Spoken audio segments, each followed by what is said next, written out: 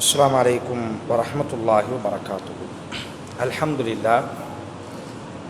அல்ஹம்துலில்லாஹி ரப்பில் ஆலமீன் வல் ஆகிபத்து லில் முத்தகீன் வலா உதுவான இல்லா அலல் ஸாலிமீன் வ ஸல்லல்லாஹு வ ஸல்லம் அலா நபியினா முஹம்மதின் வ அலா ஆலிஹி வ ஸஹ்பிஹி அஜ்மஈன். அம்மா பஅத். ஃபகால அல்லாஹு தஆலா யா அய்யுஹன் நபிய்யு குல் லி அஸ்வாஜிக இன் குன்துன்ன துரிதுனல் ஹயாத்தத் துன்யா வ ஸீனத்தஹா ஃபதஆலைன உமத்திஅகுன்ன வ உஸர்ரிஹுகுன்ன ஸராஹன் ஜமீலா.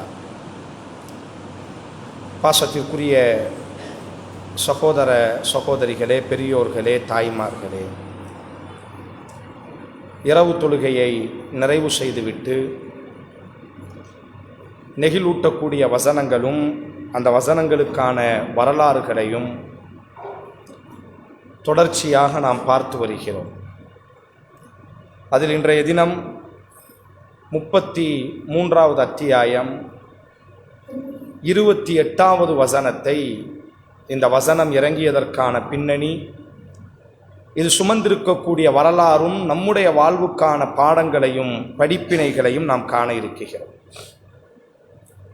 நபிகள் நாயகம் ஸல்லல்லாஹு அலைஹி வஸல்லம் அவர்கள் மதீனாவில் ஆட்சி பொறுப்பை ஏற்று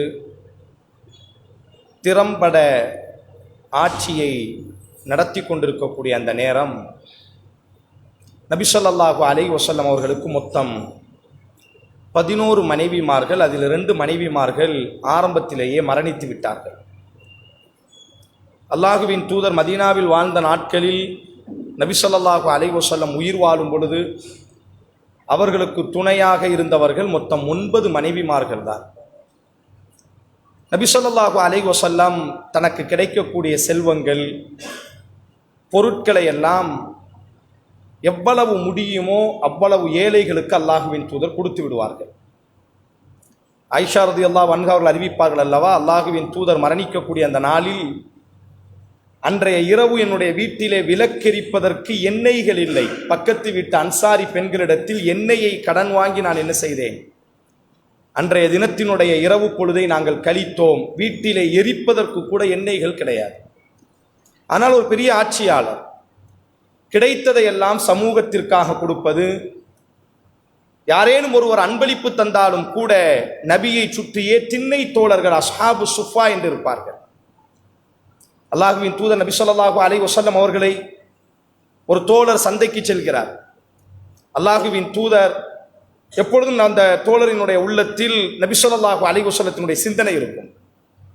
யதார்த்தமாக அவர் சந்தையில் நடந்து கொண்டிருக்கிறார். பார்த்தால் அங்கே அழகான துணிமணிகள் விற்கப்படுகிறது சந்தையில். அன்றைக்கெல்லாம் சந்தைகளில் தான் எல்லாம் கிடைக்கும். அப்போ அந்த மனிதர் என்ன செய்கிறார் என்று சொன்னால், ஒரு துணியை பார்க்கிறார், அவ்வளவு அழகாக இருக்கிறது. உடனே ரசூலுல்லாஹ்வினுடைய உருவம் அவர் கண்களுக்கு முன்னால் வருகிறது. அல்லாஹுவின் தூதர் இந்த ஆடையை அணிந்தால் நன்றாக இருக்குமே, அல்லாஹுவின் தூதருக்கு ஏற்றமானதை போன்று இருக்கிறதே. வெளிநாடுகளில் இருந்து பல தூதுவர்கள் எல்லாம் வருகிறார்கள். ஜும்மாவினுடைய பிரசங்கம் நடத்துவதற்காக நபி மிம்பரிலே கம்பீரமாக நிற்கிறார். பெருநாளினுடைய உரை நிகழ்த்த வேண்டும். அதனால் நல்ல நாட்களில் அணிவதற்கு இந்த ஆடை மிக ஏற்றமானதாக இருக்குமே என்பதாக சொந்த காசை கொடுத்து அந்த ஆடையை அந்த தோழர் வாங்கி கொண்டு அல்லாஹுவின் தூதரினுடைய சபைக்கு வருகிறார். அல்லாஹுவின் தூதர் ஸல்லல்லாஹு அலைஹி வஸல்லம் எடுத்து சொன்னார், ஹிப்பத், இது என்னுடைய அன்பளிப்பு, உங்கள் ஞாபகத்தினால் உங்களுக்காக நான் வாங்கிய அன்பளிப்பு. நபியிடத்திலே ஒரு பெரிய ஒரு பண்புண்டு, யாரேனும் ஒரு அன்பளிப்பு செய்தால் அவருக்கு முன்பாகவே அதை அடைந்து அதை அணிந்து அவருக்கு காட்டுவார்கள். அவர் மகிழ்ச்சி அடைவது. நம்ம ஞாபகத்தில் வாங்கிட்டு வந்திருக்கிறாரு, எல்லாத்தையும் வாங்கி வச்சுட்டு பூட்டி வச்சுட்டு பின்னாடி விற்க மாட்டார்கள். அவருக்கு முன்பாகவே என்ன செய்வார்கள் என்று சொன்னால், அவரை உட்கார வைத்து, இதெல்லாம் உச்சக்கட்டமாக உன்னதமான நற்பண்புகள். அவர் எதையும் தரட்டும், அவருக்கு முன்பாகவே என்ன செய்வது. நபி ஸல்லல்லாஹு அலைஹி வஸல்லம் ஸஹீஹுல் புகாரி ஒரு செய்தி வரும் பாருங்கள். அல்லாஹுவின் தூதர் ஜும்மா பிரசங்கத்திற்காக ஒரு மிம்பரை பயன்படுத்துவார். அது இத்து போன ஒரு மிம்பர். உடனே ஒரு பெண்மணி பார்க்குறாங்க, ரசூலா கை வைக்கிறதுக்கு கூட நல்ல வசதியாக இல்லை. உடனே அந்த அம்மா என்ன செய்கிறாங்க, அந்த அம்மா தச்சர், அந்த மரவேலை செய்யக்கூடிய பெண்மணி. அந்த அம்மாவுக்கு ஒரு ஆசை, நம்ம அல்லாஹுவின் தூதருக்காக ஒரு மிம்பர் செய்யணும். தன்னுடைய சொந்த காசில் தன்னுடைய சொந்த உழைப்பில் தன்னுடைய சொந்த கற்பனையில அல்லாஹ்வின் தூதருக்காக அந்த பெண்மணி என்ன செய்கிறார் என்று சொன்னால் ஒரு மிம்பரை செஞ்சு ரசூலாட்ட கொண்டு வந்து கொடுக்குறாங்க. அடுத்த ஜும்மா இத்தனை நாட்களாக தான் பயன்படுத்தி அந்த மிம்பர் அப்படி விட்டுட்டாங்க. இந்த பெண்மணி கொண்டு வந்தால் அல்லவா அந்த மிம்பரிலே ஏறி நின்று கொண்டு உரையாற்றுகிறார்கள். அந்த பெண்மணியும் அங்கே இருப்பாள். இப்போ இது பொதுவாக ரசூல் ஸல்லல்லாஹு அலைஹி வஸல்லம் அவர்களுக்கு யார் எந்த அன்பளிப்பை கொடுத்தாலும் அவருக்கு முன்பாகவே அதை அனுபவித்து காட்டுவது. அந்த அடிப்படையில் நபி ஸல்லல்லாஹு அலைஹி வஸல்லம் அந்த தோழர் அந்த அழகான ஆடையை கொண்டு வந்து கொடுக்கிறார். நபி ஸல்லல்லாஹு அலைஹி வஸல்லம் உட்கார வைக்கிறாங்க. சபையில் எல்லாரும் இருக்கிறாங்க. அவர் கொடுத்த உடனே கொஞ்சம் உட்காருங்கன்னு சொல்லிட்டு ரசூலுக்கும் வீடுக்கும் பள்ளிக்கும் வீடுக்கும் ரொம்ப வித்தியாசமாக கிடையாது. ஒரு திரை மட்டும்தான். அந்த திரையை போட்டிருக்கோம்ல, இந்த திரையை தூக்குனா வீடு, நபி ஸல்லல்லாஹு அலைஹி வஸல்லத்தினுடைய வீடு. உள்ள போய் தான் அணிந்திருந்த அந்த ஆடையை கலட்டிட்டு அந்த தோழர் கொண்டு வந்தார் அல்லவா, அவர் வாங்கிய நோக்கம் என்னவென்று சொன்னால் நபி அணிய வேண்டும், நல்ல நாட்களில் அணிய வேண்டும். வெளிநாடுகளில் இருந்து அமைச்சர்கள் வரும் பொழுது, தூதுவர்கள் வரும் பொழுது கம்பீரமாக இருக்க வேண்டும் என்ற ஆசையில வாங்கினாரு. ஆனால் அவருக்கு முன்பாகவே என்ன செய்ய வேண்டும், அணிந்து காட்ட வேண்டும் என்பதாக நபி ஸல்லல்லாஹு அலைஹி வஸல்லம் உள்ளே சென்று அந்த ஆடையை அணிந்து கொண்டு அவருக்கு முன்பாக வந்ததுதான் தாமதம். பார்ப்பதற்கு லட்சம் கண்கள் பத்தாது, அவ்வளவு அழகு. அல்லாஹுவின் தூதர் இயற்கையிலேயே அழகானவர்கள். அந்த ஆடை அவர்களுக்கே என்பதை போன்று இருக்கிறது. எல்லாரும் உச்சி கொட்டி பார்க்கிறார்கள். அதுல இருந்த ஒரு தோழர் சொல்றாரு, யார சொல்ல இந்த ஆடை எனக்கு தந்தா நல்லா இருக்கும்ல. டக்குன்னு கேட்டார், இந்த ஆடை எனக்கு தாங்களே. ரசூலுல்லாஹி ஸல்லல்லாஹு அலைஹி வஸல்லம் முகம் சுளிக்கவே இல்லை. ஆனா வாங்கிய தோழருக்கும் சரி சுத்தி இருந்த தோழர்களுக்கெல்லாம் வெறுப்பு இந்த வார்த்தையை கேட்ட உடனே. காரணம் ரசூலுல்லாஹி ஸல்லல்லாஹு அலைஹி வஸல்லம் அப்படி ஃபுல் கை வச்சு சட்டை போட்டதே கிடையாது. அவங்களுக்கு அந்த அளவுக்கு கூட நீளமான ஆடை கிடையாது, அரக்கை தான் போடுவாங்க. அந்த அளவுக்கு நீளமான சட்டையை கூட ரசூலுல்லாஹி ஸல்லல்லாஹு அலைஹி வஸல்லம் அன்றைய காலத்தில் போடல. இருக்கிறதே ஒரு அழகான ஒரு ஆடை. நல்ல நாட்களுக்காக அந்த மனிதர் நெஞ்சிலே சுமந்து கற்பனையோடு வாங்கி வந்திருக்கிறார். ரசூல்லா போட்டு அவ்வளவு அழகாக இருக்கிறார். ஆனால் ஒரு தோழர் உரிமையோடு கேட்கிறாரு, எனக்கு கொஞ்சம் தாங்கல, நல்லா இருக்குல்ல இந்த ஆடை. இன்னும் ரசூலுல்லாஹி ஸல்லல்லாஹு அலைஹி வஸல்லம் எதுவுமே இல்லை. வீட்டுக்குள்ளே போனாங்க, அந்த ஆடையை கலட்டி அவர் கையில் கொடுத்துட்டாங்க. ரசூலுல்லாஹ் சமூகத்தோடு பேசிட்டு அவங்க ரசூலுல்லாஹ் வீட்டுக்கு போனோன்னு அந்த தோழர் அப்படி எல்லாரும் சுற்றி பிடித்து கொண்டார்கள். உனக்கு வெக்கம் இல்லையா? அல்லாஹ்வின் தூதர்ட்ட என்ன பெரிய ஆடை இருக்கு? அந்த தோழர் ஏதோ பெரிய கனவோடி கற்பனையோடு வாங்கி வந்து கொடுத்துருக்கிறாரு. நீ கொஞ்சம் கூட இரக்கம் இல்லாம கேட்கிறிய, உனக்கு ஆடை தான் பிரச்சனையா? அந்த தோழர் கண்ணீரோடு சொன்ன வார்த்தை, ஒரு நாள் நான் மரணிக்க கூடும். ரசூல் ஸல்லல்லாஹு அலைஹி வஸல்லத்தினுடைய உடலிலே தொட்டு உராசிய அந்த ஆடையை கொண்டு என்னை கஃன் செய்வதற்காக நான் அந்த ஆடையை வாங்கியிருக்கிறேன். நான் அணிவதற்காக வாங்கவில்லை. அந்த ஆடையை வச்சுத்தான் என்னை கஃன் செய்யணும். காரணம் இது ரசூலினுடைய உடல்பட்ட ஒரு ஆடை. அதே மாதிரி அந்த தோழர் அந்த ஆடை அணியவே இல்லை. அவர் உயிரெழுதி வைத்திருப்பார் அந்த நபி தோழர். அவர் மரணித்த பொழுது அந்த ஆடையை வைத்து அவரை கஃன் செய்து அடக்கம் செய்தார்கள். நான் ஏன் இதை சொல்ல வந்தேன் என்று சொன்னால், அல்லாஹுவின் தூதர் எது கிடைத்தாலும் கொடுத்து விடுவார்கள். அதனால் குடும்பத்தில் ஒரு சலசலப்பு. 9 மனைவிமார்கள், 9 மனைவிமார்களுக்குள்ளே ஒரு சலசலப்பு. ஒழுங்கா ரசூலுல்லாஹ் மாசம் மாசம் ஷஹ்ரியா தர்றது கிடையாது, காசு தர்றது கிடையாது, நம்மளை பத்தி யோசிக்கிறது கிடையாது. நாமளும் ஒரு குடும்பமா இருக்கிறோம், நமக்கும் தர வேண்டியதை தந்தாதான குடும்பம் நடத்த முடியும் என்ற ஒரு சலசலப்பு. அப்படியே பேசி பேசி பேசி ஒரு கட்டத்தில் சஹீஹுல் புகாரில வரும், அல்லாஹ்வின் தூதரை குற்றவாளி மாதிரி உட்கார வச்சிருவாங்க நடுவில். 9 மனைவிமார்களும் திட்டமிட்டு, எப்பவுமே 2 பிரிவா இருப்பாங்க. ஜைனபினுடைய தலைமையில ஒரு குரூப், ஆயிஷா நாயகினுடைய தலைமையில இனி ஒரு குரூப். 2 மனைவி 2 குரூப்பா இருப்பாங்க. ஆனா இந்த விஷயத்துல 2 பேரும் ஒன்னாயிட்டாங்க. இல்ல, இதை ரசூலா விடவே கூடாது, இது நம்முடைய பிரச்சனை, நம்முடைய வாழ்வாதார பிரச்சனை. எதுவுமே தர்றது இல்லை, நமக்குன்னு ஒரு வாழ்க்கை இருக்கு, நம்மளை பத்தி யோசிக்கிறது இல்லை அப்படின்னு ரசூல் ஸல்லல்லாஹு அலைஹி வஸல்லம் என்ன செஞ்சிட்டாங்கன்னா, ரசூலுல்லாஹ் உட்கார வச்சு 9 மனைவிமார்களும் சுற்றி உட்கார்ந்து கொள்கிறார்கள். நீங்க எங்களுக்கு மாசம் மாசம் இவ்வளவு தரணும். ஒவ்வொருத்தரா பேசுறது. ஒருத்தர் பேசி முடிச்சோன்னு அடுத்தவர் பேச ஆரம்பிக்கிறது, அவர் பேசி முடிச்சோன்னு அடுத்தவர் பேச ஆரம்பிக்கிறது. ரசூல் ஸல்லல்லாஹு அலைஹி வஸல்லம் அவர் வாழ்க்கையில எதிர்கொள்ளாத ஒரு பிரச்சனை இது. சுத்தி உட்கார வைத்து மாறி மாறி கேள்வி கேட்பது, மனைவிகளே கேள்வி கேட்பது. சப்தம் உயர்கிறது. தோழர்கள் எல்லாம் வெளியில கையை கட்டி ஆச்சரியமா பார்க்கறாங்க, நபியினுடைய குடும்பத்தில் என்ன நடந்துட்டு இருக்கு. 9 மனைவிமார்களும் சத்தம் போடுறாங்க, ரோஷப்படுறாங்க, கோபப்படுறாங்க. ரசூல் ஸல்லல்லாஹு அலைஹி வஸல்லம் ரொம்ப அமைதியாகவே உட்கார்ந்திருந்தார்கள். அவர்களினுடைய கோபத்திலையும் ஒரு நியாயம் இருக்கிறது, அதை புரிந்து கொள்கிறார்கள். ஆனால் அளவுக்கு அதிகமாக சென்ற பொழுது ரசூல் ஸல்லல்லாஹு அலைஹி வஸல்லம் முடிவெடுத்தாங்க, உங்களோடு பேசுறதுக்கு எனக்கு எதுவுமே இல்லை, உங்களை விட்டு நான் விலகி செல்கிறேன் அப்படின்னு அமைதியாக ரசூல் எழுந்துச்சு போயிட்டாங்க. இதுக்கு அரபியில ஈலா என்று சொல்வார்கள். மனைவியினுடைய டார்ச்சர் தாங்க முடியாத பொழுது உன் கூட நான் சேர மாட்டேன்னு சொல்லி விலகி போறது, உன் கூட நான் பேச மாட்டேன், உன் கூட நான் நைட்டு தங்க மாட்டேன், உன் கூட வந்து உட்கார மாட்டேன், ஒரு சுமூகம் வரட்டும், அதுக்கு பிறகு நம்ம சமாதானம் ஆயிக்கலாம். இப்ப நீயும் பேச நானும் பேச மாறி மாறி சண்டை தான் வரும். ஈலா அப்படின்னு ஒரு முறை இருக்கு மார்க்கத்தில். ரசூல் ஸல்லல்லாஹு அலைஹி வஸல்லம் என்ன செஞ்சிட்டாங்கன்னா, பள்ளிக்கு கூட வர்றது கிடையாது, நேரா மேலே போய் ஒரு கூடாரத்தை அமைச்சு மேடியில் போய் உட்கார்ந்துக்கிட்டாங்க. எந்த மனைவி வீட்டுக்கும் போறது கிடையாது. ஒரு நாள் 2 நாள் 3 நாள் 1 மாசம் ரசூல் ஸல்லல்லாஹு அலைஹி வஸல்லம் சத்தியம் செய்றாங்க. வாய்ப்பே கிடையாது. நபித்தோழர்கள் எல்லோரினுடைய வீட்டிலும் கவலை. காரணம், உமர் ரலியல்லாஹு தம் பிள்ளையை கட்டி கொடுத்துருக்காங்க, அபூபக்கர் ரலியல்லாஹு தம் பிள்ளையை கட்டி கொடுத்துருக்காங்க, அபூ சுஃபியான் தம் பிள்ளையை கட்டி கொடுத்துருக்காங்க. எல்லாருமே நபியினுடைய உறவு, எல்லாமே ரசூல் ஸல்லல்லாஹு அலைஹி வஸல்லம் சொந்த பந்தம். எல்லார் வீட்டிலையும் கண்ணீர். என்ன நடக்க போது? ரசூலா மொத்தமாவே தலாக் சொல்ல போறாங்களா? தலாக்கு பத்தா, மொத்தமா எல்லாத்தையும் தலாக் விட போறாங்களா? அல்லது ரசூல் ஸல்லல்லாஹு அலைஹி வஸல்லம் ஒரு மாசத்துக்கு பிறகு சேர்ந்துருவாங்களா? என்ன நடக்குன்னே தெரியல. எல்லோரும் சமாதானப்படுத்துகிறார்கள். அல்லாஹ்வின் தூதர் சொல்றாங்க, யாருமே நீ வந்து பார்க்க கூடாது, எந்த மனைவியும் கூட வரக்கூடாது, எந்த மனைவியினுடைய குடும்பத்தால் என்ற சமாதானம் பேச வரக்கூடாது, போங்க பார்த்துக்கலாம். ஒரு மாதம் முடிந்தது. அல்லாஹ் வஹி அறிவித்தான். இப்பொழுது நான் படிக்கக்கூடிய, நாம் ஓதக்கூடிய, இன்றைக்கு காணக்கூடிய அந்த அத்தியாயம் அதுதான். 33வது அத்தியாயம். யா ஐயுஹன் நபி, அல்லாஹ் சொல்றான் பாருங்க, ஒரு வசனத்தை இறக்கிட்டான். நேரா நீ போய் என்ன செஞ்சுக்க, உன் மனைவிகள்கிட்ட இந்த வசனத்தை சொல்லு, இந்த வசனத்துக்கு கட்டுப்பட்டா உன் மனைவி கூட நீ வாழ்ந்து கொள். அந்த வசனம் என்ன சொல்கிறது? ஓ நபியே, குல்லி அஸ்வாஜிக்க, உங்கள் மனைவிகளிடத்திலே போய் சொல்லுங்கள், இன் குன்துன்ன துரிதுனல் ஹயாத் அத்துன்யா, இந்த உலகமும் இந்த உலகத்தினுடைய இன்பமும் உங்களுக்கு வேண்டும் என்றால், ஃபதஆலைன, வாருங்கள், உமத்திஅகுன்ன, உங்களுக்கு நான் உலகத்தை தருகிறேன், வ உஸர்ரிஹுகுன்ன ஸராஹன் ஜமீலா, கண்ணியமாக உங்களை எனது திருமண பந்தத்திலிருந்து விடுதலை செய்து கொள்கிறேன். வயின் குன்துன்ன, அதே நேரம் இந்த நபியை திருமணம் முடித்ததற்கு பிறகு, துரிதுனல்லாஹ வ ரசூலா வத்தாரல் ஆகிரா, சில கஷ்டங்கள் சில சிரமங்கள் இருக்கத்தான் செய்யும் உலகத்தில். அல்லாஹுவையும் அருமையையும் நபியையும் நீங்கள் தேர்வு செய்தால் பொறுமை காருங்கள், அல்லாஹ் உங்களுக்கு அஜ்ரன் அதீமா, பல மடங்கு கூலியை அல்லாஹ் உங்களுக்கு தருவான். ரசூலுல்லாஹ் இப்ப 2 தேர்வு, மனைவிகள் 2ல எல்லாத்தையும் போய் பேசணும். இந்த 2ல எதையாச்சும் ஒன்றை போய் பின்பற்றிக்கோ.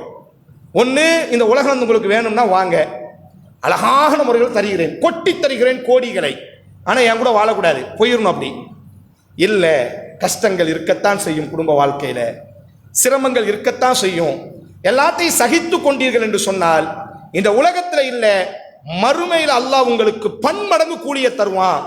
இந்த 2ஐயும் அல்லாஹ் சொல்லி 2 ஆப்ஷன், நேரா போய் 9 மனைவிட்ட போய் பேசு, அல்லாஹ் சொல்லிட்டான். எடுத்த உடனே ஆயிஷா ரலியல்லாஹு வீட்டுக்கு தான் வந்தா. இதான் புகாரில் இந்த செய்தி வருது. இதுதான் ரொம்ப முக்கியம். ரசூல் ஸல்லல்லாஹு அலைஹி வஸல்லம் ஆயிஷா ரலியல்லாஹு வீட்டுக்கு வருவாங்க. வந்து சொல்லுவாங்க, ஆயிஷா, நான் உன்கிட்ட ஒரு விஷயம் சொல்ல போறேன்.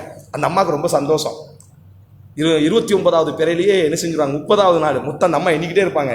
ஒரு மாதம் ரசூலா ஈலா பண்ணிட்டாங்கன்னு தகவல் வந்துட்டு 30வது நாளே ரசூலா வீட்டுக்கு வந்துருவாங்க. ஆயிஷா, யார சொல்லலாம், ஒவ்வொரு நாளும் எண்ணிட்டு இருந்தேன், 30 ஒரு மாதம் ஈலா பண்ணியிருந்தீங்கன்னா 30ஆம் நாளே வந்துட்டீங்களா? இல்லை, பிற மாதங்கிறது 29ஆ இருக்கும் 30ஆ இருக்கும். அந்த ஹதீஸ் அப்போ சொல்லப்பட்ட ஹதீஸ் தான்.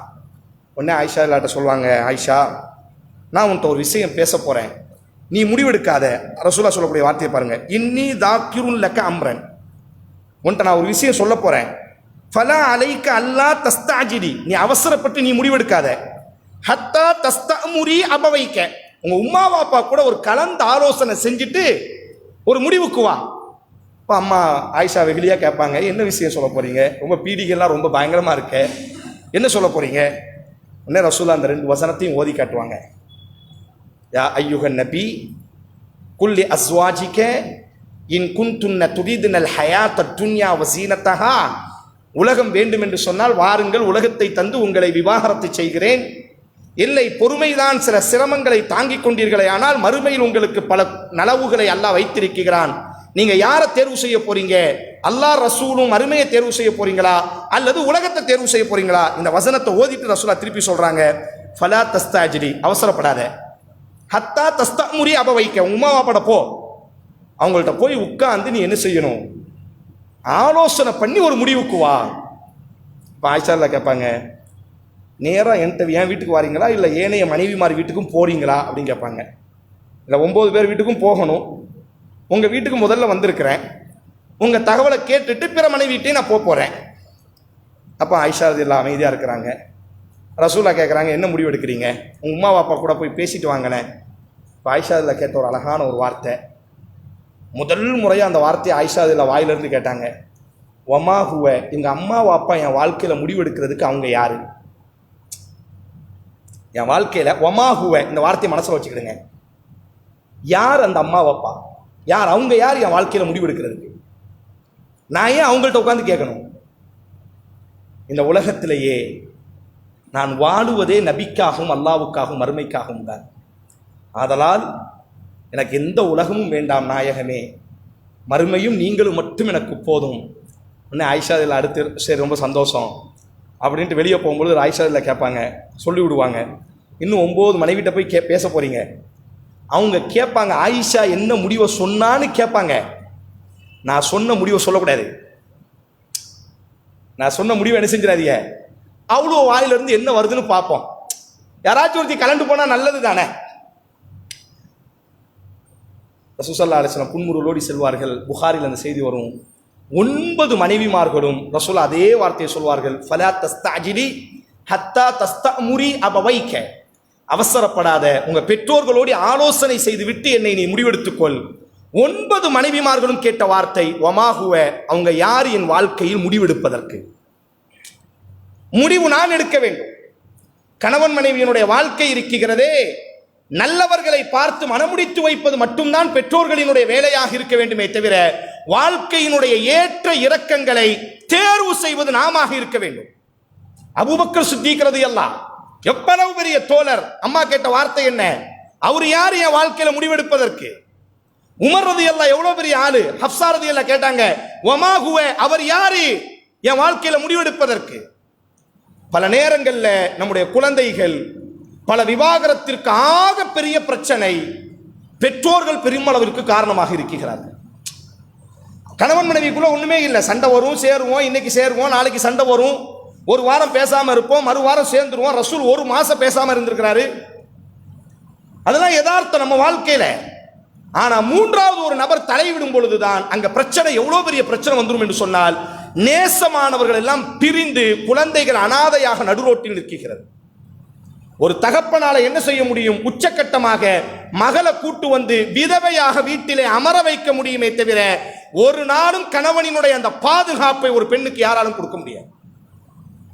அதனாலதான் மார்க்கம் சொல்லும், வயின் ஹிஃப்தும் ஷிகாக பைனிகிமா ஃபபஅஸு ஹக்கமன் மின் அஹ்லிஹி வ ஹக்கமன் மின் அஹ்லிஹா. இன்ஷா அல்லாஹ் நாளைக்கு இமாம் அவர்கள் ஓதக்கூடிய வார்த்தை இந்த வார்த்தை. கணவன் மனைவிகளுக்குள்ள பிரச்சனை வருகிறது என்று சொன்னால் பெற்றோர்களுக்கு அல்லாஹ் சொல்கிறான், சமாதானம் பேசக்கூடிய 2 பேரை நல்லவங்களை கூட்டு போங்கன்னு சொல்றான். அல்லாஹ் பிரிச்சு வைக்கிறவங்களை கூட்டு போவாதீங்க. அல்லாஹ் சொல்றான் பாருங்க, இன் உரீதா இல்லல் இஸ்லாஹு, அந்த 2 நபர்களுமே இந்த கணவன் மனைவி எப்படியாச்சும் சேரணும்னு நினைச்சிட்டாலே போதும், அல்லாஹ் அவர்களை சேர்த்து வைப்பான். நாம கூட்டு போகும்பொழுது எப்படி கூட்டு போறோம்? என் பிள்ளைய வீட்டுக்கு கூட்டு வரணும், இன்னைக்கு ஒரு கை பார்த்துடணும், எக்காரணத்தை கொண்டு அவ என் வீட்டுக்கு நீ வந்துடவே கூடாது. அன்பு சகோதரர்களே, வாழ்க்கை பரிசுத்தமானது. ஆயிஷா ரலியல்லாஹு அன்ஹா கேட்டதுதான், வாழ்க்கையில நாமும் முடிவெடுக்க வேண்டும். 2வது அல்லாஹ் அந்த அடுத்த தொடர்ச்சியில் அல்லாஹ் சொல்றான், யா நிசா அந்நபியி லஸ்துன்ன கஅஹதி மினன் நிசா, நபியின் பெண்களே நீங்கள் ஏனைய பெண்களை போன்ற அல்ல, பரிசுத்தமாக இருங்கள் என்று அல்லாஹ் சொல்கிறார். பெண்களுக்கு அல்லாஹ் சொல்லக்கூடிய அடுத்த மிக முக்கியமான ஒரு வார்த்தை, பரிசுத்தத்தை நீங்கள் பின்பற்றுங்கள். எக்காரணத்தை கொண்டும் தவறு செய்வது அல்ல, தவறு செய்யக்கூடிய முகாந்திரத்திற்கு கூட நீங்கள் சென்று விடாதீர்கள். பெண்களுக்கு அல்லாஹ் சொல்லக்கூடிய ஒரு உபதேசம். நபிகள் நாயகம் ஸல்லல்லாஹு அலைஹி வஸல்லம் அரஃபா பேருரையில கணவன் மனைவியினுடைய அந்த உரிமைகளை பற்றி ரசூல் ஸல்லல்லாஹு அலைஹி வஸல்லம் பேசும் பொழுது பெண்களை பார்த்து ரசூலுல்லாஹ் ஒரே ஒரு உரிமையை தான் சொல்வார்கள். ஆண்களுக்கு அவ்வளவு உரிமை சொல்வார்கள். மனைவிக்கு நீ தான் ஆடை வாங்கி கொடுக்கணும், மனைவிக்கு நீ தான் உணவு கொடுக்கணும், மனைவியை உன் வீட்டில் தான் நீ தங்க வைக்கணும், உன் மனைவியை நீ திட்டக்கூடாது, அடிக்கக்கூடாது, உன் மனைவியை நீ புறக்கணிக்க கூடாது. இப்படி எல்லாம் அரஃபா பேருரையில ஆண்களுக்கு உபதேசம் செய்து கொண்டே இருந்த தோழர் ரசூல் ஸல்லல்லாஹு அலைஹி வஸல்லம் பெண்களுக்கு ஒரே ஒரு கட்டளை மட்டும் சொன்னார்கள், வ இன்ன லக்கும் அலைஹின்ன அல்லா யுவாத்திஅன ஃபுரூஷக்கும் அஹதன் தக்ரஹூனஹு. பெண்களே, உங்கள் கணவனுக்கு நீங்கள் செய்ய வேண்டிய கடமை என்னவென்று சொன்னால், அவர் யாரை வெறுப்பாரோ அவரை அவர் இல்லாத நாளில் உங்கள் வீட்டிலே நீங்கள் அமர வைக்க கூடாது. இதுதான் உங்களுக்கு அல்லாஹ் வைத்திருக்கக்கூடிய கடமை. பரிசுத்தம் என்பது பேணப்பட வேண்டும். சந்தேகம் வரக்கூடிய சூழலை நம்ம வாழ்க்கையில் இருக்கவே கூடாது. சஹீஹுல் புகாரில் அந்த செய்தி வருது பாருங்க. நபி ஸல்லல்லாஹு அலைஹி வஸல்லம் 2453வது இலக்கத்தில் இந்த செய்தி வருகிறது. ஆயிஷா ரலியல்லாஹு எவ்வளோ பெரிய நபித்தோழி. அல்லாஹ் அர்ஷில் இருந்து கொண்டு நான் பார்த்தோம் அல்லவா சூரத்து நூரினுடைய வசனம் 2 நாளைக்கு முன்பாக. கற்ப அரசி என்று அல்லாஹுவால் சான்று கொடுக்கப்பட்ட பெண்மணி ஆயிஷா ரலியல்லாஹு வீட்டினுடைய நடு ஹாலில் ஒரு ஆண் உட்கார்ந்து ஆயிஷா ரலியல்லாஹு பேசிட்டு இருப்பாரு. பாருங்க அந்த ஹதீஸ் எப்படி வருது பாருங்க. தஹல அலன் நபி ஸல்லல்லாஹு அலைஹி வஸல்லம், அல்லாஹுவின் தூதர் வஇந்தி ரஜுலுன், என் வீட்டுக்கு வந்தாங்க. அப்போ ஒரு ஆணு கூட நான் பேசிட்டு இருக்கேன், ஒரு நபர்கிட்ட நான் பேசிட்டு இருந்தேன். பார்த்த உடனே ரசூலுல்லாஹ் கேட்ட வார்த்தை யா ஆயிஷா மன்ஹாதா, இவன் யார் என்று தான் கேட்டார். நம்ம என்ன நினைக்கிறோம், என் பொண்ணு என்னை சந்தேகப்படுறாரு, அவர் கூட பேச விட மாட்டேக்காரு, இவர் கூட பேச விட மாட்டேக்காரு. இல்லை, சந்தேகப்படக்கூடிய முகாந்திரமே நம்ம வாழ்க்கையில் இருக்கக்கூடாது. மார்க்கத்தில் மிக தூய்மை. பெண்கள் என்ன செய்ய வேண்டும் என்று சொன்னால், இந்த திருமண உறவு மட்டும்தான் உலகத்திலேயே வெளிப்படையானது. யார் கூடயும் ஒரு பெண்மணி தன்னுடைய கழுத்து கூட தெரியாம வாழ்ந்திருப்பாள். ஆனா ஒரு மணமகனை மணமுடித்ததற்கு பிறகு தன்னுடைய முழு உடலையும் அவனுக்காக கொடுக்கக்கூடிய உறவு இந்த உறவு. இந்த உறவு வெளிப்படையானது, எப்பொழுதுமே வெளிப்படையாக இருக்க வேண்டும். நம்ம தப்புலாம் பண்ண வேண்டாம். சந்தேகப்படக்கூடிய முகாந்திரத்தை கூட நம்ம அமைக்க கூடாது. ரசூல் ஸல்லல்லாஹு அலைஹி வஸல்லம் பார்த்த உடனே கேட்டாங்க பாருங்க, இதுதான் ஒரு ஆணுக்கான வீரம். மன்ஹாதா, யார் இவன்? ஆயிஷா அதில் அடுத்து கேட்கல, என்னையவே சந்தேகப்படுறீங்களா, நான் யார் தெரியுமா அப்படிலாம் கேட்கல. எடுத்த உடனே ஆயிஷா அதில் சொன்னாங்க, யார் ரசூலல்லாஹ் அஹீ மினர் ரதாஅ, பால் குடியால் இவன் எனக்கு சகோதரன். அல்லாஹ்வின் தூதரே, நம்ம மார்க்கத்தில் 2 சகோதர பந்தம் உண்டு. ஒன்று நம்ம உம்மா அப்பா வயிற்றில் பிறந்தவன், இன்னொன்று நம்ம உம்மா யாருக்காச்சும் பால் கொடுத்துருந்தால், அல்லது நம்ம கூடி சேர்த்து வேற பையனுக்கு வேற யாராச்சும் பால் கொடுத்துருந்தா நம்மளாம் சகோதரர்கள். நமக்குள்ள திருமண உறவு கிடையாது, நமக்குள்ள மஹரம். நம்ம என்ன செய்யலாம், தாராளமாக பேசலாம், ஒன்றா பயணம் செய்யலாம், உடன் பிறந்த சகோதரனாக மாறி விடுவான். அம்மா ஆயிஷா சொல்றாங்க, நீங்க நினைக்கிற மாதிரி வேற ஆள் இல்லை யார் சொல்லலாம், அஹீ மினர் ரதாஅ, பால் குடி சகோதரன் இவன். யா ஆயிஷா உன்துர்ன மின் இஹ்வானி குன்ன ஃபஇன்னம ரதாஅ மினல் மஜாஅ. ஆயிஷா கொஞ்சம் கவனமாகவே இருக்கணும். காரணம், நம்ம அரேபிய தீபகற்பத்தில் அரபு கலாச்சாரத்தில் பால் குடிங்கிறது ரொம்ப பெருக்கமானது. பசிக்காக யார் பால் குடித்தார்களோ அது மட்டும்தான் பால் குடி சகோதரர்கள். அதனால கொஞ்சம் கவனமாக இருந்துக்கோ அப்படின்னு ரசூல் ஸல்லல்லாஹு அலைஹி வஸல்லம் சொல்கிறார்கள். சஹீஹ் முஸ்லிம் ஒரு செய்தி வருது பாருங்க. உங்க வீடுகளுக்கு சென்று இந்த நபிமொழியை, உங்க கையில புத்தகம் இருக்கும் என்று சொன்னால் இந்த நபிமொழியை நீங்க படிச்சு பாருங்க. சஹீஹ் முஸ்லிம்ல 4397வது இலக்கத்தில் ரொம்ப ஒரு அற்புதமான ஒரு செய்தி பதிவு செய்யப்படும். அபூபக்கர் ரலியல்லாஹுவுக்கு 2 மகா. ஒன்று ஆயிஷா, நமக்கு தெரியும் ரலியல்லாஹு அன்ஹா. இன்னொன்று மூத்த மகள் தான் அஸ்மா ரலியல்லாஹுன்னு சொல்லுவாங்க. ரொம்ப ராணி மாதிரி வாழ்ந்தவர்கள் அஸ்மா ரலியல்லாஹு. காரணம், அபூபக்கர் ரலியல்லாஹு ரொம்ப பெரிய பணக்காரர். இந்த அஸ்மாவுக்கு யாரை மனமுடிச்சு கொடுத்துருந்தாங்கன்னா, ஜுபைர் இப்னு அவ்வாம் என்று சொல்லக்கூடிய ஒரு நபித்தோழரை தான் ரசூலுல்லாஹ் மனமுடிச்சு கொடுத்துருந்தாங்க. இவர் யாருன்னா வறுமையிலேயே வாழ்ந்தவர். சிறு பிராயத்திலேயே தந்தையை இழந்து ரொம்ப கஷ்டம், அடிபட்டு மிதிப்பட்டு அப்படி சொல்லுவோமா இல்லையா, அந்த மாதிரி வாழ்க்கை வாழ்ந்தவர் ஜுபைர் இப்னு அவ்வாம். அவ்வளோ சீக்கிரத்தில் பொருளாதாரத்தை இழக்க மாட்டார், ரொம்ப வீண்வரையும் செய்ய மாட்டார். ஆனால் அம்மா ஆயிஷா அஸ்மா அப்படி இருக்கிறாங்களா, அவங்க அப்படி அல்ல, கொஞ்சம் செல்வ செழிப்போடி வாழ்ந்தவங்க. ஆனால் பாருங்க, தான் மருமகனை எப்படி தேர்வு செஞ்சிருக்கிறாருன்னு பாருங்க. இருக்கிறதுலே ஆகப்பெரிய ஃபக்கீர் ஜுபைர் இப்னு அவ்வாம்.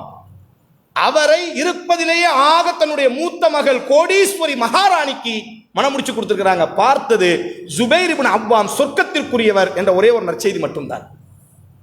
அஸ்மா ரலியல்லாஹு சொல்றாங்க, ஜுபைருக்கு 2 செல்வம் தான் இருக்கும், ஒரு குதிரை, ஒரு ஒட்டகம். இந்த குதிரைக்கு நான் தான் நீர் பாய்ச்சணும், இந்த குதிரையை நான் தான் வாக்கிங் கூட்டு போகணும், இந்த ஒட்டகத்துக்கு நான் தான் என்ன செய்யணும், பேரித்தம்பழம் கொட்டைகளை பிறக்கணும், நைட்டு நேரம் அந்த கொட்டைகளை இடிச்சு மாவா அதுக்கு உணவூட்டணும், நான் தான் தண்ணி எடுக்கணும். ரொம்ப கஷ்டம் அஸ்மா ரலியல்லாஹுனுடைய வாழ்க்கை. 5 கிலோமீட்டர் 6 கிலோமீட்டர் தினம் நடந்து போய் தண்ணி எடுத்துட்டு வரணும் குபால இருந்து. 2வது தினம் பேரித்தம் கொட்டையை பிறக்கணும், அங்கங்கே சாப்பிட்டு போட்டிருப்பாங்கல்ல, அந்த பேரித்தம்பழத்து கொட்டையை ஃபுல்லாக பிறக்கிட்டு வரணும். நான் போய் பிறக்கணும் மத்தியான நேரத்தில், நைட்டு ஃபுல்லாக அந்த கொட்டையை இடிக்கணும். காரணம், ஒட்டகத்துக்கு மாவா கொடுக்கணும், கொட்டையை கொடுத்துட்டோம்னா அது செத்து போயிடும். முஸ்லீம் அந்த செய்தி வரும். இப்படி என் வாழ்க்கை ஃபுல்லாக ரொம்ப கஷ்டம். ஜுபைரை நான் கல்யாணம் முடிச்சு, ஆனால் சந்தோஷமாக வாழ்ந்து கொண்டிருந்தோம். ஒரு நாள் அம்மா சொல்றாங்க பாருங்க, என் தலையில தண்ணி. பரிசுத்தமான வாழ்க்கை, சந்தேகத்தினுடைய முகாந்திரமே இருக்கக்கூடாது. நம்மளை நோக்கி ஏன் இப்படி அப்படின்னு கேட்டவே கூடாது. நம்முடைய போன் உட்பட எல்லாமே வெளிப்படையா இருக்கணும். கணவன் மனைவியினுடைய வாழ்க்கையில கல்யாணத்துக்கு முன்னாடி என்னமோ நடந்துட்டு போகுது, அதை பத்தி யாருமே பேச வேண்டாம். அல்லாஹ் மறைத்தது மறைந்தது. திருமணத்திற்கு பிறகு ரொம்ப தூய்மையா இருக்கணும் நம்முடைய வாழ்க்கை. ஆணை பத்தி மனைவி சந்தேகப்பட்டக்கூடாது, மனைவியை பத்தி கணவன் சந்தேகப்பட்டக்கூடாது. சந்தேகப்படக்கூடிய சூழலை நம்ம அமைத்து விடவும் கூடாது. எங்க அண்ணன் மாதிரி, என் தங்கச்சி மாதிரி, என் தம்பி மாதிரி எங்களையே சந்தேகப்படுறீங்களா? நாங்கள்லாம் ஒரே வீட்டில் ஒன்னாவே வாழ்ந்தவங்க தெரியுமா? இப்படி பேசுனவங்க எல்லாம் எங்க வந்து நின்றார்கள் என்று சமூகத்தில் உங்களுக்கும் தெரியும், எனக்கும் தெரியும். அல்லாஹ் ஒரு சட்டத்தை தந்திருக்கிறான் என்று சொன்னால் அது நமக்கு நன்மையாகத்தான் இருக்கும். ரொம்ப பரிசுத்தமானது. ஐக்கிய நாடு சபை, யுனிசெஃப் என்று சொல்வார்கள், குழந்தைகளினுடைய நல அமைப்பு. நாம் அல்ல, ஒட்டுமொத்த உலகத்தினுடைய குழந்தைகளுக்கினுடைய நலனுக்காக அமைக்கப்பட்ட ஐக்கிய நாடு சபையினுடைய யுனிசெஃப் சொல்கிறது, குழந்தைகள் 175 குழந்தைகள் சிறு பிராயத்திலேயே பாலியல் துஷ்பிரயோகத்திற்கு ஈடுபடுத்தப்படுகிறார்கள். அடுத்த ஒரு பெரிய ஆச்சரியம், அந்த பாலியல் துஷ்பிரயோகம் செய்பவர்கள் வெளியில் இருந்தவர்கள் அல்ல, உறவுக்காரர்கள் தான் அந்த குழந்தைகளை பாலியல் துஷ்பிரயோகம் செய்கிறார்கள். உறவின் பெயராலும் கூட. அதனாலதான் ரசூல்லா பார்த்தவன பால்குடி சகோதரனா இருந்தாலும் கொஞ்சம் கவனமாயிரு. அதுதான் அந்த அஸ்மா ரலியல்லாஹு பாருங்க. அப்ப அவங்க சொல்றாங்க, நான் குபால போய் தண்ணியை தலையில அப்படி தண்ணியை தூக்கி வச்சுட்டு ஒட்டகத்துக்கு பேரித்த மரத்தை எல்லாம் கொட்டையெல்லாம் சுமந்து என் இடுப்புல வச்சுட்டு நடந்து வரும்பொழுது வெயில்ல வாரேன். இந்த ஹதீஸை பார்க்கணும். நஃபரும் மின ஸஹாபா, ரசூல்லா மட்டும் தனியா இல்லை, ஒரு கூட்ட நபித்தோழர்களோடி அல்லாஹுவின் தூதர் ஒட்டகத்தில் பயணமாகி கொண்டு வந்தார்கள். நான் பார்த்த உடனே நம்ம மொழியில சொல்லணும்னா ரசூல்லாவுடைய கொழுந்தியா, இவங்களினுடைய தங்கச்சியை ரசூல்லா மனம் முடிச்சு. அஸ்மாவினுடைய உடன் பிறந்த தங்கச்சி தான் ஆயிஷா ரலியல்லாஹு அன்ஹா, அவங்கள ரசூல்லா மனம் முடிச்சிருக்கிறாங்க. நம்ம மொழியில பேசணும்னா ரசூலுல்லாஹ்வினுடைய கொழுந்தியா, தலையில தண்ணி கூட தோடி வெயில நடந்து வந்துட்டு இருக்கிறாங்க. அஸ்மா ரலியல்லாஹு பார்க்கறாங்க, ரசூலுல்லாஹ் நபித்தோழர்கள் அப்படியே ஒட்டகத்தில் வராங்க. ரசூலுல்லாஹ் அஸ்மாவை பார்த்துட்டாங்க. பார்த்த உடனே ரசூல் ஸல்லல்லாஹு அலைஹி வஸல்லம், எல்லா நபித்தோழர்கள், ஒரு ரசூலுல்லாஹ் மட்டும் தனியா இல்லை, நபித்தோழர்கள் எல்லாம் நிற்கிறாங்க. அஸ்மாவை கூப்பிடுறாங்க, இங்கே வாங்க அப்படின்னு கூப்பிடுறாங்க. உடனே அஸ்மா ரலியல்லாஹு போகிறாங்க, தான் ஒட்டகத்தை தான் ஒட்டகத்தை படுக்க வைக்கிறாங்க. அஸ்மாவுக்கு புரிஞ்சுட்டு ரலியல்லாஹு அன்ஹா, ரசூலுல்லாஹ் நாம அந்த ஒட்டகத்திலிருந்து ரசூலுல்லாஹ் இறங்குறாங்க, நாம அந்த ஒட்டகத்தில் ஏறணுங்கிறதுக்காக ரசூலுல்லாஹ் படுக்க வைக்கிறாங்க. தான் கொழுந்தியா வெயிலில் நடந்து போறால, நபித்தோழர்களோடு நிற்கிறாங்க. அதுதான் அந்த வார்த்தை நஃபரும் மின ஸஹாபா, நபித்தோழர்கள் ஒரு கூட்டத்தோடு ரசூல் இருந்தார், தனியா இல்லை. ஒட்டகத்தை படுக்க வச்ச உடனே நான் அப்படியே தலை குனிஞ்சு நின்றுக்கிட்டேன், ஏறல. ரசூல்லா புரிஞ்சுக்கிட்டாங்க என் முகத்தை பார்த்து. அஸ்மாக்கு இதில் உடன்பாடு இல்லைன்னு உடனே திருப்பி ரசூல்லா அந்த ஒட்டத்துக்கு மேலே ஏறி ரசூல்லா பயணப்பட ஆரம்பிச்சு நபித்தோழரும் போனாங்க. வீட்டுக்கு வந்தா தன்னுடைய கணவர் இருக்கிறாரு. உடனே தான் கணவன்கிட்ட சொல்றாங்க, கேட்டிக்கிடா, இன்னைக்கு நான் இப்படி வந்துட்டு இருந்தேன் எப்பவும் மாதிரி தலையில தண்ணியை தூக்கி வச்சுக்கிட்டு வெயில்ல. ரசூல் ஸல்லல்லாஹு அலைஹி வஸல்லம் ஒட்டகத்தில் நபித்தோழர்களோடு வரும் பொழுது நான் சிரமப்படுறதை பார்த்த உடனே அவங்க ஒட்டகத்துல இருந்து இறங்கி என்னை அந்த ஒட்டகத்தில் ஏற்றுறதுக்காக ஒட்டகத்தை பகுன்னு படுக்க வச்சாங்க. நான் ஒட்டகத்தில் ஏறலை, நான் நடந்தே வந்துட்டேன். இன்னும் சுபைர் இப்னு அவ்வாம் சிரிச்சுக்கிட்டே கேட்டாங்க, ஏன் ஏறி இருக்க வேண்டியதானே, ஏன் ஏறலை? அம்மா சொன்ன வார்த்தை ரொம்ப அழகான ஒரு வார்த்தை, ஹீரத்துக், உங்களுக்கென்று அல்லாஹ் ஒரு கண்ணியத்தை தந்திருக்கிறான், உங்களுக்குன்னு ஒரு ரோஷம் இருக்கு. ஆண்களுக்கு மத்தியில பயணப்படுவதை நான் வெறுத்தேன், உங்களினுடைய ரோஷத்தை பாதுகாக்க வேண்டும் என்று நான் ஆசைப்பட்டேன். ரசூல் ஸல்லல்லாஹு அலைஹி வஸல்லமாகவே இருக்கட்டும் அவர், நீங்க என் கணவர், ஒரு கால் நான் அதுல ஏறி வந்திருந்தா நீங்க சந்தேகப்படலாம் மாட்டீங்க. உங்க ரோஷம் எனக்கு ஞாபகம் வந்துச்சு. சுபைர் இப்னு அவ்வாம் என் கணவர் என்னை எங்கேயோ வச்சிருக்கிறாரு, அந்த உங்களினுடைய ரோஷம் தான் எனக்கு ஞாபகம் வந்துச்சு, அதனால நான் ஏறல. சுபைர் இப்னு அவ்வாம் சொல்லுவாங்க, அது சரிதான், ஆனா நீங்க நடந்து வந்ததை விட ரசூலா ஒட்டகத்துல வந்திருந்தா எனக்கு ரொம்ப விருப்பமா தான் இருந்திருக்கும், நான் தப்பா நினைச்சிருக்க மாட்டேன் அப்படின்னு அவர் பெருந்தன்மையாக சொல்கிறார். இங்க இந்த அஸ்மாவினுடைய வார்த்தை கவனிக்கப்பட வேண்டும். கூட்டத்தோடு ரசூலுல்லாஹுவாகவே இருந்தாலும் ஒரு பெண்மணி தன்னுடைய பரிசுத்தத்தை பாதுகாத்துக் கொண்டே இருக்க வேண்டும். எந்த நேரத்திலும் பரிசுத்தத்தை இழந்துவிடக் கூடாது. யாரும் நம்மை நோக்கி கை நீட்டக்கூடிய அளவிற்கு நாம் தவறு செய்வதை பற்றி பேசவே இல்லை. தவறு செய்யக்கூடிய முகாந்திரத்தில் கூட நம்முடைய வாழ்க்கைகள் இருக்கக்கூடாது.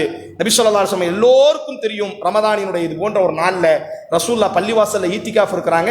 ரசூலுல்லாஹ்வுடைய மனைவி உம்மு ஸலமா என்ன செய்றாங்கன்னா, அல்லாஹ்வின் தூதரை சந்திக்கிறதுக்காண்டி மஸ்ஜிதுக்கு வராங்க. காலையில இருந்து ரசூலுல்லாஹ் கூடயே பேசிட்டு இருக்கிறாங்க மஸ்ஜிதுல. இரவாகி விட்டது. நம்மள மாதிரி இரவு நேரத்தில் வெளிச்சம் உள்ள பகுதி அல்லவா இன்றைக்கு, இல்லை பாலைவனங்கள்.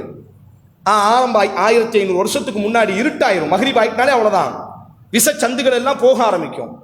உடனே மஸ்ஜிதினுடைய வெளிப்புறம் என்பது ரொம்ப நீளமானது மதீனால. இப்போ ரசூல் ஸல்லல்லாஹு அலைஹி வஸல்லம் என்ன செய்றாங்கன்னா, தான் மனைவியை, ரசூலா ஈத்திகாஃப் இருக்கிறார்ல, தான் மனைவி என்ன செய்றாங்க, அந்த பள்ளிவாசலினுடைய வாசல் வர ரொம்ப நீளமா இருக்கும் வாசல். பள்ளிக்கு வெளியில இருந்து கொஞ்சம் தூரம் நடக்கணும் மண்ணுல. அப்ப தான் மனைவிக்கு துணையாக என்ன செய்றாங்க, அப்படி வரும்பொழுது ஒரு 2 நபித்தோழர்கள், அவங்க 2 பேருக்கும் ஃபசல்லமா அலை, ரசூலுல்லாவுக்கு சலாம் சொல்லிட்டு அப்படி போகும் பொழுது ரசூலுல்லாஹ் அந்த நபித்தோழர் நிப்பாட்டுறாங்க. காரணம் ரசூலுல்லாஹ்வுடைய மனைவிமார்கள் முகத்திரை அணிந்திருப்பார்கள், அவங்க யாருன்னு தெரியாது. ரசூலுல்லாஹ் தான் மனைவி கையை பிடிச்சி அப்படி இருட்டில் நடந்து போகும் பொழுது அந்த நபித்தோழர்கள், அன்சாரி 2 நபித்தோழர்களுக்கு தெரியுது. ரசூலுல்லாஹ் தெரிஞ்ச உடனே அஸ்ஸலாமு அலைக்கும் யா ரசூலுல்லாஹ் சலாம் தான் சொன்னாங்க. ரசூலுல்லாஹ் பதில் சொல்லிட்டு, கொஞ்சம் நில்லுங்க, ஹாதிஹி ஜௌஜத்தி, இது என் மனைவி தான் அப்படின்னாங்க. வார்த்தையை கேட்ட அந்த நபித்தோழர்கள், சுப்ஹானல்லாஹ், தான் இந்த வார்த்தை, அல்லாஹ் பரிசுத்தமானவன் நபியே, உங்களை போய் நாங்கள் சந்தேகப்படுவோமா யா ரசூலல்லாஹ்? இல்லை, நீங்கள் சந்தேகப்பட மாட்டீங்க. புகாரில் இந்த செய்தி வரும், ரத்தம் ஓடக்கூடிய இடத்திலெல்லாம் ஷைத்தான் ஓடுகிறான், அதனால் பரிசுத்தத்தனத்தோடையே இருக்க வேண்டும். நம்ம யதார்த்தமாக வெளியில் வந்து நின்றுப்போம், இல்லை, நம்ம இடத்துல பரிசுத்தம் எப்பொழுதும் தீந்து போய்விடக்கூடாது. எவ்வளவு நாட்கள் இருக்கட்டும், எவ்வளவு பெரிய உறவாக இருக்கட்டும், எல்லா இடத்திலையும் நம்மிடத்தில் பரிசுத்தம் இருக்க வேண்டும். நம் மீது பல குற்றச்சாட்டுகள் வைக்கப்படலாம். ஒழுங்கா சமைக்க மாட்டேங்கிறார், இவர் ஒழுங்கா சம்பாதிச்சு தர மாட்டேங்கிறாரு, இவர் கொஞ்சம் குடும்பத்தை கவனிக்கிறதுல கொஞ்சம் பொடும்போக்கா இருக்கிறாரு, இப்படி எல்லாம் கூட சொல்லிடலாம். ஆனா எவனும் நம்மை பார்த்து சொல்லிடக்கூடாது, இவருக்கு, என் கணவனுக்கு இன்னொரு பொம்பளை கூட தொடர்பு இருக்கு, என் மனைவியினுடைய நடத்தை சரியில்லை என்பதாக ஒரு வார்த்தை சொல்லிவிட்டால் போதும், அதற்கு பிறகு வாழ்ந்து என்ன பயன் சகோதரர்கள்? அல்லாஹ் பாதுகாக்கட்டும்.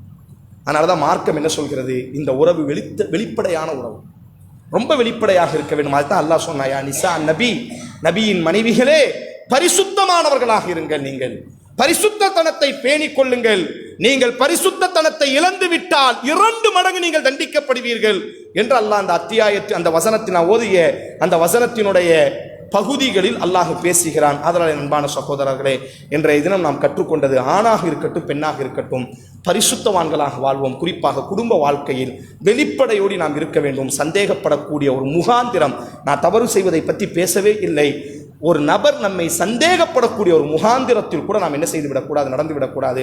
அல்லாஹ் ரப்புல் ஆலமீன் உங்களையும் நம்மையும், ரசூலுல்லாஹ் எப்பொழுதும் அல்லாஹ்ட்ட கேட்கக்கூடிய ஒரு பிரார்த்தனை பாருங்க, அல்லாஹும்ம இன்னி அஸ்அலுக அல் ஹுதா வத்துகா வல் அஃபாஃப வல் கினா. 4 விஷயத்தை ரசூலுல்லாஹ் கேட்பாங்க. யா அல்லாஹ், உன்கிட்ட நான் தக்வாவை கேட்கிறேன். அல்லாஹும்ம இன்னி அஸ்அலுகல் ஹுதா, நேர்வழியை கேட்கிறேன். வத்துகா, தக்வாவை கேட்கிறேன். வல் அஃபாஃப, பத்தினித்தனத்தை, பரிசுத்தத்தனத்தை உன்னிடத்தில் நான் கேட்கிறேன். வல் கீனா, போதும் என்ற மனதை கேட்கிறேன். எப்பவும் ரசூல் ஸல்லல்லாஹு அலைஹி வஸல்லம் அல்லாஹ்ட்ட துஆ செய்வார்கள், நான் பரிசுத்தவானாகவே இருக்கணும் யா ரசூல், யா அல்லாஹ், நான் பத்தினித்தனமாகவே இருக்கணும் யா அல்லாஹ்.